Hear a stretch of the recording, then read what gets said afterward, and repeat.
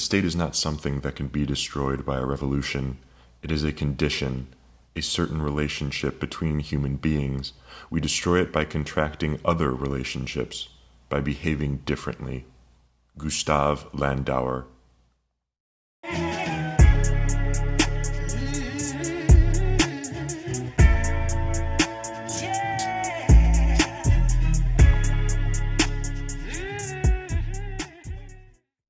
Alright, let's try this without spilling my fucking coffee now. Jesus Christmas. Okay. Hello and welcome back to another episode of the Full Metal Cast. Another one, solo episode that is, without seeing my smiling, redacted face. I'm actually in the process of moving out of my apartment and into a house that I'll be renting for a year. So it's a little bit of a mess. And I would be outside recording, but it's a bit of a rainy day here on this Sunday. It's been a while, a week, since the last episode. Memorial Day weekend obviously took place. Didn't get around to recording anything. Didn't really have much to talk about, honestly. And I also just opted to enjoy the weekend doing what I love, being around good people. But we're back, and oh boy, do we have quite a bit to cover this time around. I guess I'll jump right into the big topic that everyone's going to be talking about. Everyone has been talking about the convictions. And don't need to justify my stance, my beliefs. It's well established in this body of work, this podcast. But we all knew what was going to happen going into this. I mean, we saw the court, we saw the actors playing the parts in that clown show, and that little stupid video when everything kicked off. It looked like the intro to like Full House or The Office or something, when you saw like the prosecutor, the judge, Trump. It looked like it was a staged joke, like almost like a parody, a comedy of like a courthouse. So it should surprise nobody. I mean, we saw how the court dates lined up with critical campaign events and dates. We know that political prisoners are very real in this country, and we know not a single person who has, or who was confirmed on a certain island, have been convicted for their unspeakable acts. What I do find surprising, though, is there are a lot of people who consider themselves, quote unquote, in the middle, or who are apolitical, constitutionalists, or even who are self-proclaimed anarchists, posting black or upside-down flags in response to the news of the convictions. And I've even seen these people referencing the Jefferson quote about the tree of liberty being watered by the blood of tyrants and patriots. And trust me, I'm not saying we shouldn't be outraged and fighting against a corrupt justice system, but I'll say this. And my stance hasn't changed on the following 2 points. The first, I'll never fight for a politician or in a politician's war, or any war for that matter, since they are all inherently political. Also, Homeboy now has made more than $1 million per conviction in donations, and he has 29 more convictions than Al Capone, by the way. And oh yeah, by the way, he'll likely never see jail time. And point number 2, any call for civil war, or even conflict for that matter, should be criticized heavily for many reasons. But for starters, it's truly hell. And it's going to bring about horrors and suffering beyond human comprehension. And also, just to set the fucking record straight here, civil war equals brother versus brother. Revolutionary war equals brother versus tyranny. So let's start using the right terms going forward. And if I hear people using civil war, I'm going to make sure to point that out going forward and try to correct them. Because to put everything into perspective here, if you take the number of people who have died fighting for this country, more than half of that figure is made up of deaths of those from the Civil War. And if I'm looking at my notes here, it seems to really depend on where you're getting your stats from, but it varies anywhere between 618,000 to 655,000. And if you take the American casualties from World War II and double them, you don't even come close to Civil War casualties. Hell, if you take World War I, World War II, and the remaining of the top 10 deadliest wars for us and combine the American body counts, you'd still be over 200,000 shy of the Civil War death toll. So therefore, those calling for civil war, those using that term and just throwing it around, it is very much in everyone's best interest to strive to avoid such a conflict, especially if you're thinking about going into such conflict for an actor of the state, no matter who he is, no matter which party, no matter what you think he did for you or is going to do for you, trust me, it's not worth it. It's never going to be worth it. And, excuse me, take a sip of coffee here. I'm getting a little ahead of myself. A little heated this rainy Sunday morning. I'm excited for yoga this afternoon. But over Memorial Day weekend, even a little bit before, I've been reading a lot of Tolstoy lately, going over his works. And you can find a lot of his works, his anarchist works, especially for free in PDFs. But I managed to snag a rather rare published copy of a lot of his works, used copy in an older book. And I've been reading through some of his lesser-known anarchist works as well. But for those who are unfamiliar with Tolstoy, the anarchist, yes, the famous author Leo Tolstoy, he believed that true sustainable revolution cannot be achieved through violence. True revolution rather comes from civil disobedience and total rejection of the state. So rather more so an ideological, like a moral revolution, a behavioral revolution, than an actual man-on-man conflict. Where was I going with that? So moral revolution, ideological revolution, it's truly, revolution itself cannot stand and be founded on violence. Violence just breeds more violence. The idea of generational bloodshed, like you see in the Middle East, someone feeling as though they were slighted, and then violence just breeds violence. However, if violence does find its way to your door, in Tolstoy's mind, then the old adage of turning the other cheek finds a new meaning, let's just say, to him. And personally, I do agree with his interpretation, for the record. It's only that, turning the other cheek, it is only misused, quoted incorrectly by all who use it. And in his interpretation, turn the other cheek means turning away from and completely rejecting the violence of the state. That could mean decentralization, striving for self-excellence, participating in civil disobedience. In fact, on that note, Tolstoy actually influenced the one and only Gandhi quite a bit. And you can actually find letters and writings from Gandhi about his meetings with Tolstoy and from studying Tolstoy's works, which is very cool, something I didn't know that I'm learning about while reading more about Tolstoy.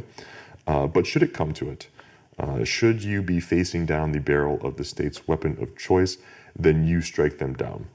And to use a title of his most famous anarchist work, The Kingdom of God is Within You, you have a moral obligation to disregard the state and all of their violence and tyranny, and to not be made a slave and abused by such animals. And you can achieve all of this while still respecting the natural rights of your fellow man. Civil conflicts, again, will only bring about, disease, famine, death, destruction, you name it, suffering beyond comprehension. But conflict should not be the first or anything but the last option to go about, securing your natural rights and preserving them and defending them proactively. And I guess this is an example I've been playing around with, so I guess we'll see how this incomplete thought train sort of rolls down the tracks here. But the revolution that sort of birthed this country, it led to the Constitution, as we all know. And in the eyes of myself and many others, it was really more another stepping stone to where we got to today. And as Lysander Spooner wrote in the appendix of No Treason, The Constitution of No Authority, one of my favorite reads of all time, he says, whether the Constitution really be one thing or another, this much is certain, that it has either authorized such a government as we have had, or has been powerless to prevent it. In either case, it is unfit to exist. And again, Lysander Spooner, similar to Tolstoy, said, The Constitution binds nobody. It is not a contract. Nobody's ever signed it. And additionally, no man, group of men, or document has, dominion over you or your natural rights. Now, what I'm not saying in my previous statement and by referencing this quote is that the Revolutionary War should not have happened, or that a similar conflict may very well be necessary down the road in order to shatter the grip of government. I'm also not saying that the Constitution should never have been written, and I realize that may be, sort of, I don't know if we're ever going to be able to get away from that realistically. Again, anarchism is really just an ideology. It's wishful thinking. It's never been tried, I guess, similar to, real socialism has never been tried, but that's been played out. But the Constitution was very clearly written with the best of intentions.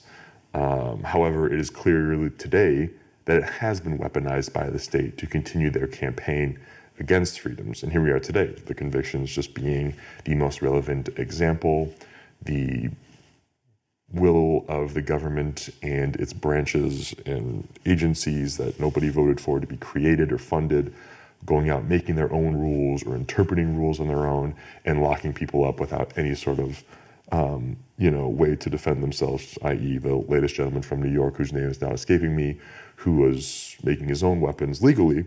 They just decided, no, actually you can't do that anymore, and a political prisoner. Look at that, another example in this little rant I'm going on here. But so Revolutionary War led to the Constitution, it was just been weaponized by the state to get to where we are today. Moving on, still on the thread here. But war is really no different than fighting a person rather than an idea. And this is sort of going back to Tolstoy's belief about conflict and violence not being the way to go about really changing something. Conflict is only going to rid the world of men, but their ideas will still live on until there is a moral or ideological revolution, right? It's like ripping the weed out, but not getting it by the root. Sort of the idea behind that. But sometimes, though, violence is indeed necessary to prevent violence or further violence from being carried out. Obviously, stepping in and stopping Hitler is, the example that comes to mind in this case. But those decisions are pretty clear when evaluating them through the lens of natural rights. None of the wars we're involved in really pass that test or are really up to snuff. And if you take this current example, the main subject of this topic I'm on right now, the conviction of an agent of the state and of someone who commands the highest of powers in this country, and to get this, rid us of the deep state, how ironic is that? That certainly doesn't pass the test. And looking at, things in the view of natural rights, I certainly ain't going to go start smoking dudes for that. Now, kind of zooming back out here, these convictions and, everything that follows, and there very well may be some fallout here in real world ramifications, they may enlighten, let's just say, many who consider themselves to be MAGA party members or better read than dead voters to the fact that we need to seek routes outside of the avenues provided by the state to change things in this country. And that is exactly what we need. And that's what we need to avoid conflict while also encouraging and ushering in change. And I think it's pretty safe to say right now that trust in the state is at a very low level right now, maybe the lowest it's ever been. Don't quote me on that. It's just a gut. And what I really don't want and what we really can't afford to have happen right now is to let a conflict get stoked that kills off those who are the greatest threats to the state today.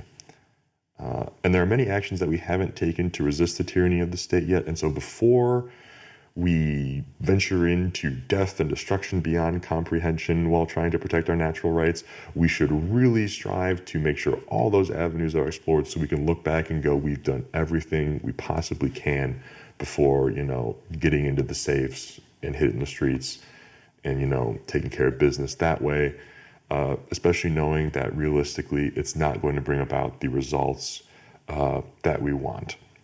And sort of an important fact to remember in the context of this is that even by the standards of quote unquote modern liberal studies, you only need about 3.5% of a population to force change and to overthrow a ruling party's beliefs, let's just say.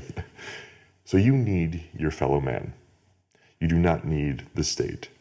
So just sort of keep that in mind, especially as this very volatile election season kicks off. It'll always, always and forever be us, the people, you and your neighbor, the guy you pass on the street, the people in traffic with you, no matter how angry they make you, versus the state. It's always going to be you. It's you and the guy next to you, and the guy in the lane next to you driving that hood Altima, breaking the sound barrier, right?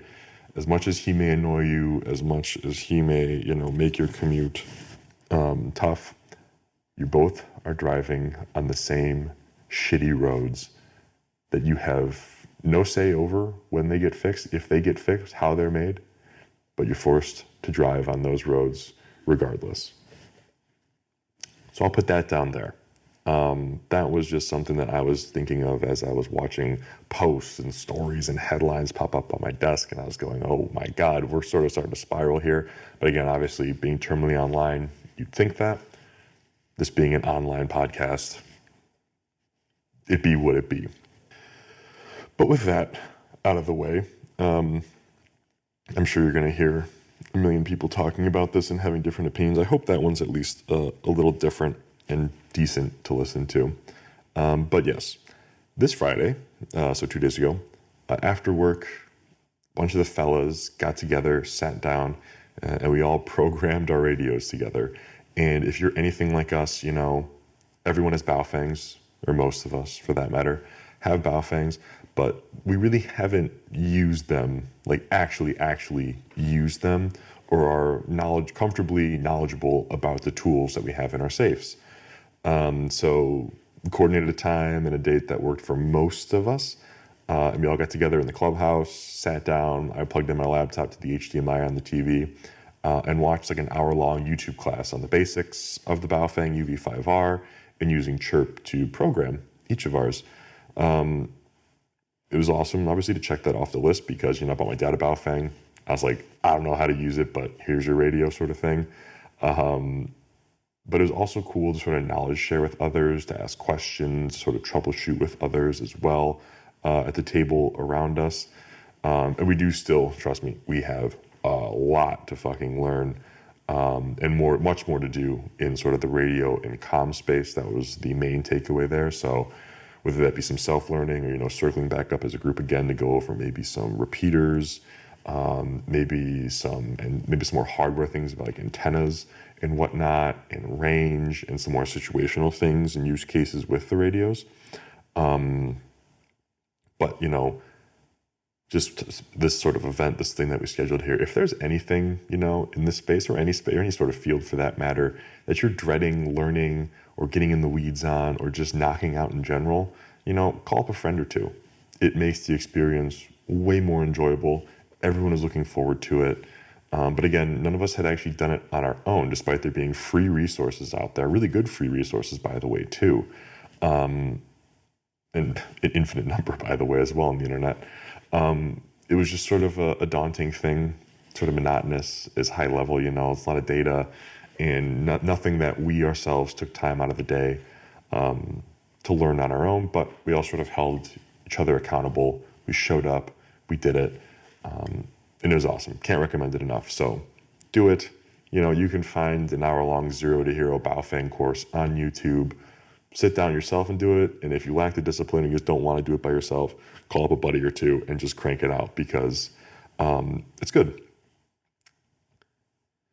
And these two headlines, I will never not share my favorite headlines and news of failed states in this country.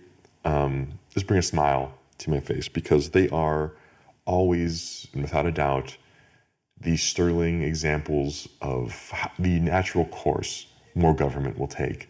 Obviously in a condensed setting, so we're talking about cities here for the most part. But the first one reads, Chicago Business Activity Index weakens to lowest level in 4 years.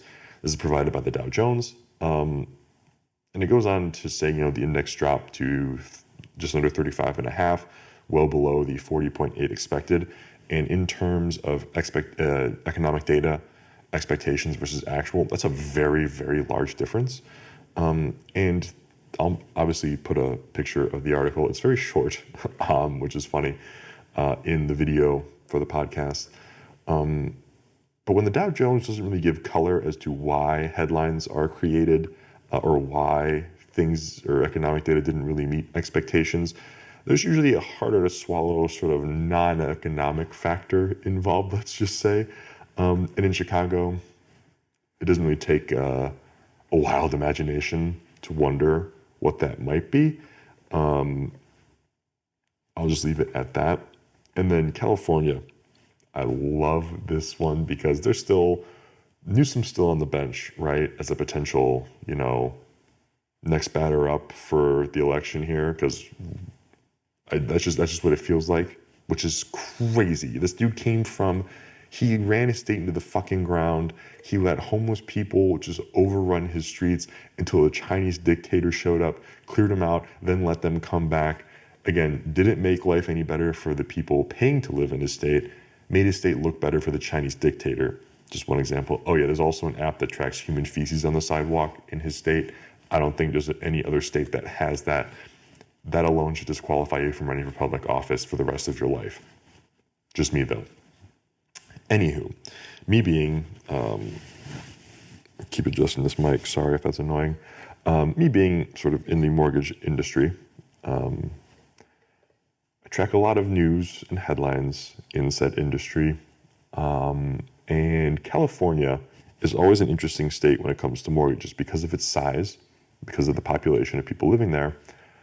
A lot of mortgages are done in California to the point where certain investors, or most investors for that matter, either won't take California loans, or if they are going to be purchasing California loans from banks, from lenders, from sellers, they will only purchase, a certain percent to sort of mitigate their risk of, being too invested in one state. You're then exposed to sort of geo risk, especially with California. Anything can happen. Wildfires, these houses are very expensive. There's unique risks associated with each state in this country because laws are different, the environment's different, values are different. But California being so large and so many mortgages being done in California, people typically will cap the amount of volume they purchase from a seller of California loans. That's the simplest way I can put it. But data just was released that showed the percentages of houses or first lien mortgages in California as a percent of total originations. And so in 2018, 11% of all, single family first lien mortgages, your standard typical mortgage to buy a house, California made up 11% of all of the mortgages, taken out across all 50 states in this country. 2019, it increased 1% to 12. 2020, it increased 2% to 14%. 2021, it dropped a percent to 13%. 2022, it dropped a staggering 4 points to 9%. And in 2023, it dropped even further to 7%. So we are seeing these drop continually more and more year over year lately. And I wonder why. It's expensive to live in that state, and the state has done nothing to make it there's no reward, there's no benefit to really living there at that point. And watching that trend, watching those numbers is amazing, seeing people leave states like that for greener pastures, let's just say, where it's more affordable to live there. You get, more out of living there. I think it's only great. And so that's one way. I'm not saying you're completely raging against the machine here, or revolution, or participating in revolution by doing this, but it is a small act outside of voting that you can do against your local government if they are tyrannizing you. So California, Chicago, all serve as excellent examples of that. On to some other financial news. Two sort of financial company headlines popped up lately. This is the first one being a reminder that it's not your money, it's the bank's money. And so a couple years ago, there were a couple of bank failures, Silicon Valley Bank. There's another one, Signature Bank. and First Republic Bank. First Republic Bank being a little different from the first two. They weren't really tech banks or startup banks located near Silicon Valley. It was really more so of a high net worth lending bank specializing in jumbo loans, I believe. It's sort of their specialization. But after they went under without any sort of vote or review, the federal government said, congrats, JP Morgan, you get to just absorb First Republic Bank. It's yours, as a nice pat on the back for being such a great supporter of government. And I'll just read the article here. So the headline reads, JP Morgan's First Republic backlash, and this came out Friday of this week. It goes on to say, many former First Republic clients who were recently transitioned into JP Morgan Chase accounts are underwhelmed by their new bank. The Wall Street Journal reports the migration of some 800,000 accounts over Memorial Day weekend left some customers unable to access debit and credit cards and led to hours-long and often fruitless waits for customer support. According to social media posts and people interviewed by the journal, First Republic, which was renowned for its customer service, was seized by regulators and sold to JP Morgan during the 2023 banking crisis. Despite the complaints, JP Morgan said this was its smoothest major migration ever. So that's hilarious. Imagine you go to buy groceries, you go to buy gas because your car's on E, you go to do anything, and oh, whoopsies, your money's not there, or you can't use your money due to a technical issue, due to a bureaucratic red tape nonsense bullshit issue, and you're left there for days, hours, whatever it is. Regardless, it's not acceptable. That's your money that you earned. And there should be no reason why you cannot access it at any point. And this could just be an argument why digital currency is fucked up and why I should stay away from it. I think that's beyond the point. While yes, there is merit to that, and I do think it is fucked up. I use almost exclusively credit cards, paying online for things. So hypocritical, so I won't get into that. But at the end of the day, that's your money, and a very large, rich corporation institution is keeping you from accessing it for whatever reason it may be. And then, oh yeah, they can just turn around and gaslight the fuck out of you in the news saying it's the smoothest one in history. Go fuck yourself. So just a reminder that it's not your money when it's at a bank, it is the bank's money. Excuse me, take a sip here.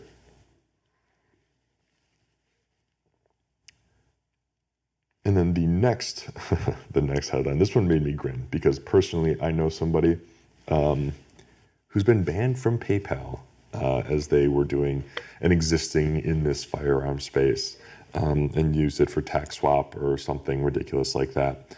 But don't worry, fear not, my friend, and anyone else who has been banned by PayPal for simply existing in the gun space here. As it's now going to expand its ad sales business. And I'll go on and read this article as well for those listening. PayPal is joining what is likely to become a cavalcade, I'll look that up later, of financial service companies in the ad sales business. The digital payments platform is finding new ways to leverage data from customer transactions, including from its Venmo app.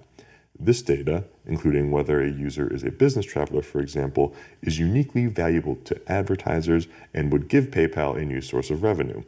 While the company already lets merchants on its platform target users, the new business will allow other advertisers to reach these consumers on different sites, such as connected TV sets, it says. So maybe this belongs in Uncle Ted's corner, sure. But if you thought PayPal already sucked with their tracking and classification of your purchases and even their threat, everyone forgot, they threatened to start fining people and seizing and locking up accounts if they found that a certain user was speaking out against, the vaccine or some other bullshit like that. They wound that back very quickly after the stock price tanked. But now that they're going to be indebted to these advertisers as cash cows. We've seen how Meta works. We've seen how Google works. As soon as you step outside of the purview of those paying you for ads, guess what happens? You're censored. You're gone. So continue to see more people in our space banned on PayPal. And I know, so the unsubscribed guys, they made Pepperbox, which is sort of finally...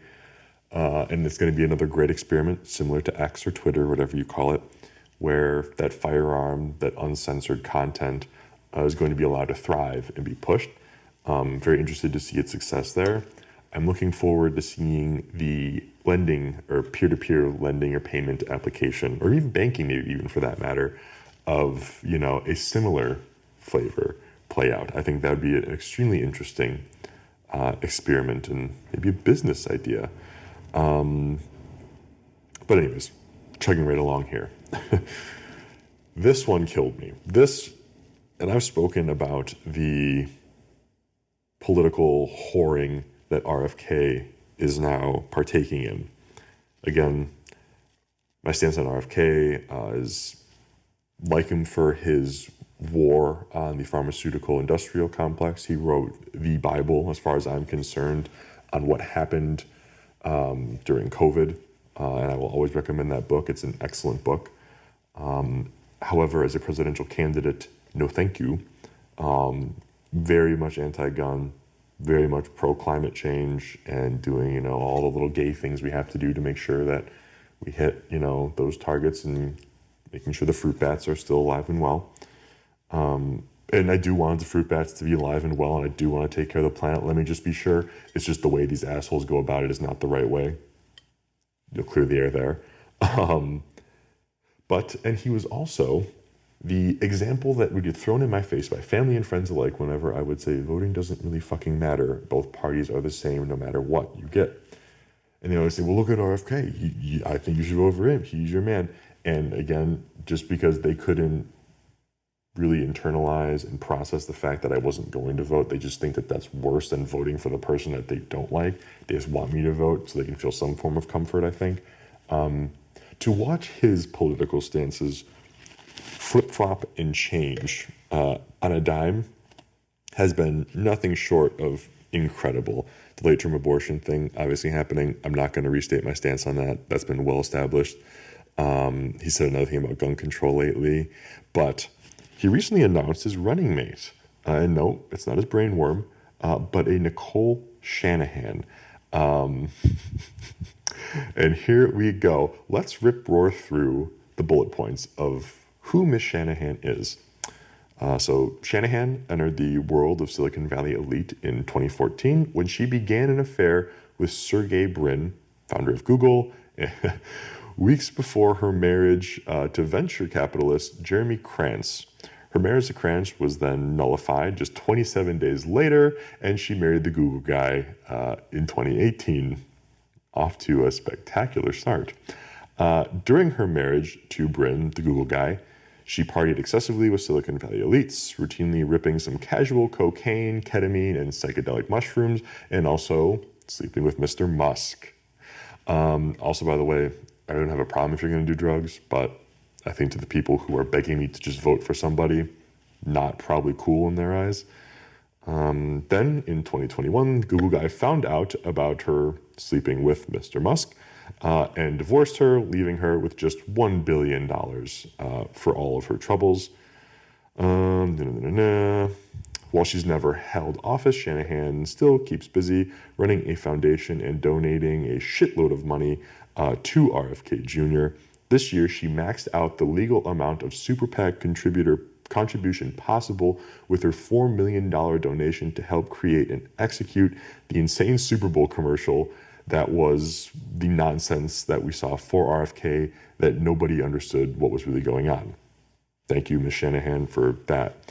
And as the official VP candidate, she can now give unlimited sums of money to the campaign, which is massive and is, as RFK needs, $15 million to get on the ballot in all 50 states. So those are the bullet points on Ms. Shanahan and why she became VP. Not because she has awesome ideas, not because she's going to help preserve your freedoms, not because she's going to represent anybody, because looking at where she came from, that surely does not represent the average American voter whatsoever. It's all about money. It's all about power. It's all it's ever been about. And just for that reason alone, he's no different than the rest of them. Elections are all a show. This isn't news to us. But on that note, that reminded me of something. A gymfluencer that I follow on Instagram, and A note on gym fluencers, excuse me, actually, as I take a sip here. I think, as annoying as they are, and as cringe as most of them are, if you're going to use social media, if you're going to document your day or the things you do, I think promoting a healthy lifestyle, I think posting workouts and gym content is definitely on the better side of things. I'm not saying they're not annoying to look at, they're not annoying to work out around in the gym, but there are worse things that they could be creating content for. So I'll give that to them. And I do enjoy following these. Some of them are very knowledgeable. Some of them are just straight up entertaining to watch too, watch them throw around a lot of weight. But one in particular posted something to their story that made me chuckle. And I'm not going to name them because I still like them. I still like their content. But the story that they shared to their image was that all eyes on Rafa won. It's sort of like the new, George Floyd Black Square thing that's being thrown up now. And they went out and called that specific post, it's just simply virtue signaling, to which they are right. And they said, just posting a picture or posting about Palestine without a call to action is simply virtue signaling.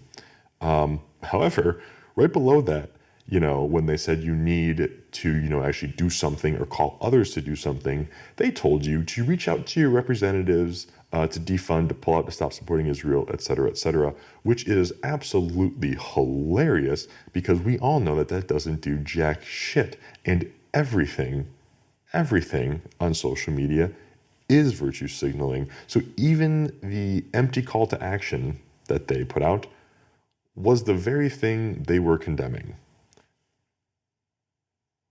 It was just ironic and sort of funny. And I figured that was sort of relevant because of the All Eyes on Rafa sort of posts going around right now. The whole thing is virtue signaling, whether they're just posting it, whether they're calling to follow the link, to sign a petition, to sit in, your little small town hall and have them come up with a ceasefire resolution like, Jesus Christ, look out, IDF, Springfield, Illinois just signed a ceasefire revolution, so you probably should follow it. It doesn't do anything. They're just going to make it, even if the town hall or like a small municipality does sort of concede to protesters, like we've seen in Chicago and other cities like that, where they came up with ceasefire revolutions. Like, that's so sad, that's so pathetic that the people ran into their city halls and told them to do that as if it's going to do anything when it's not. It just gives those people some false sense of purpose and empowerment while their city around them is fucking crumbling. And that ceasefire revolution got lit on fire and the ashes scattered to the wind the second the session was over. But whatever. Last week, or the last episode rather, I called out the fact that OpenAI's safety board just got fired or left or quit, and there really was no explanation as to why these people just dropped out of the company and went on to work on their own things. But fear not, OpenAI just made a new and improved safety board that's going to make sure that AI is developed ethically and safely, with the founder and CEO on it. So no conflict of interest there at all, and I'm sure that profits and stock price won't get in the way of making sure the technology is safe for all. And I hear my AC kicking on, so I'm going to stop that real quick. One sec. All right. And on sort of the topic of AI, a little sidebar here, and something that I had been contemplating and thinking about over the past week, especially in its development and deployment in the hands of governments. So we've all seen the Boston Dynamics flamethrower dog, and you might have even seen, I believe it was DARPA, could be wrong, training with a similar sort of like robot dog with like a QBZ or some sort of bullpup rifle mounted on its back. It was like shooting, as it was crossing an open field, and they also showed a video of it breaching and assisting a team with breaching a structure. And you also may have even read that AI is now beating humans in dogfight simulations consistently. And yes, at face value, that's all extremely terrifying, especially with the images from Russia, Ukraine, Gaza, Palestine, Israel, all that stuff. all the conflicts that the U.S. is involved in. But something, in an aspect of this that may go missed for many, until it's too late for that matter, is, it's not only the deployment of this technology by our representatives on us in our own backyards, but it's the opportunity that this technology provides our representatives to further shirk responsibility. So government is and never has been accountable for their actions. There's nobody can hold them accountable. It's all just a show. It's all just a joke. These hearings, these international courts, they mean nothing. If your representative hauls off and does something that harms you or that doesn't represent you, you have zero legitimate recourse to correct that action, to seek, payment or compensation for the harm that they've done you, or to remove them in a reasonable time frame as an individual. Simply put, they cannot be held accountable for their actions reasonably.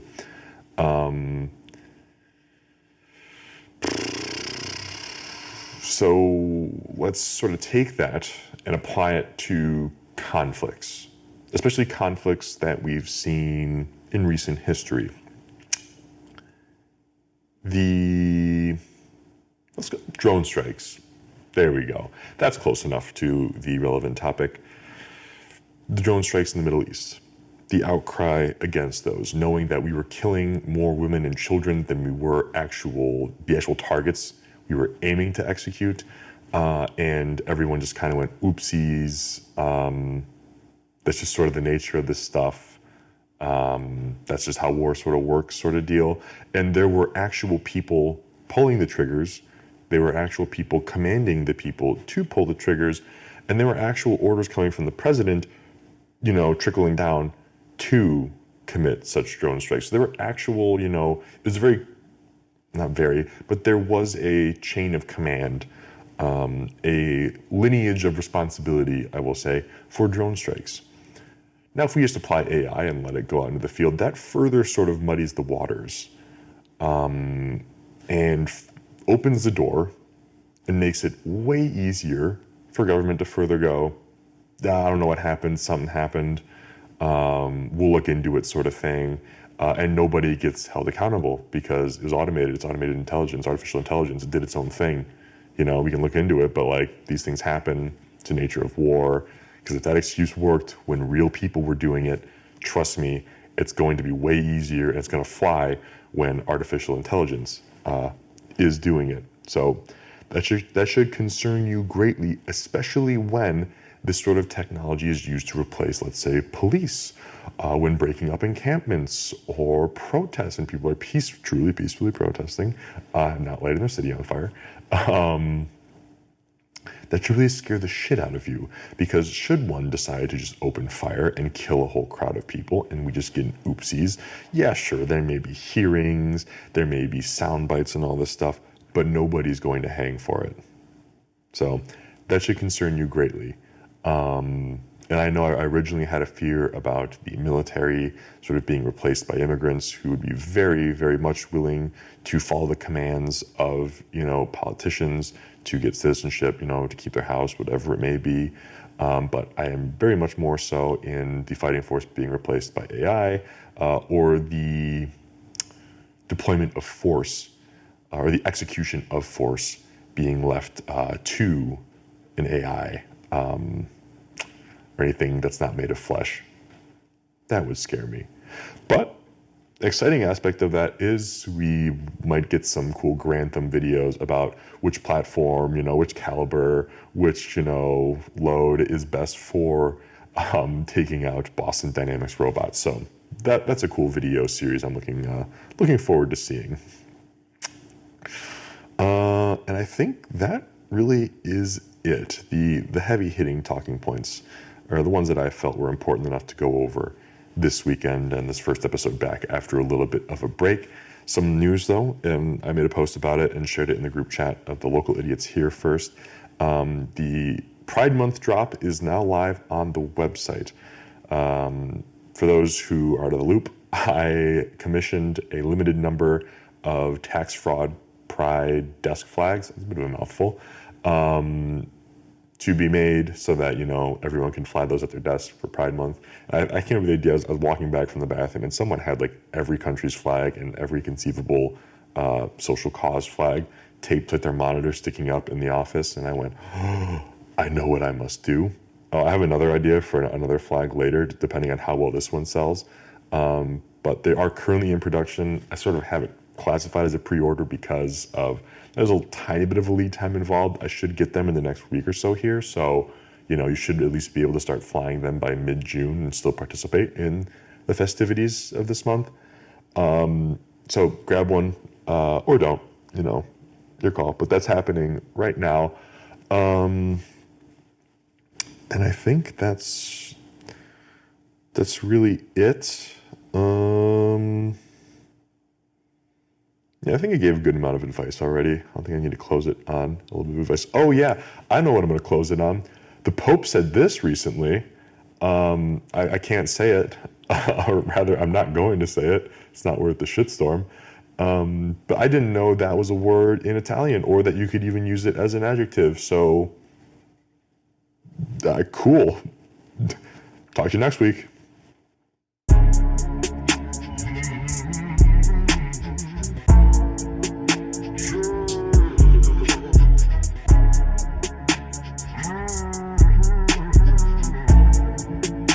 Oh,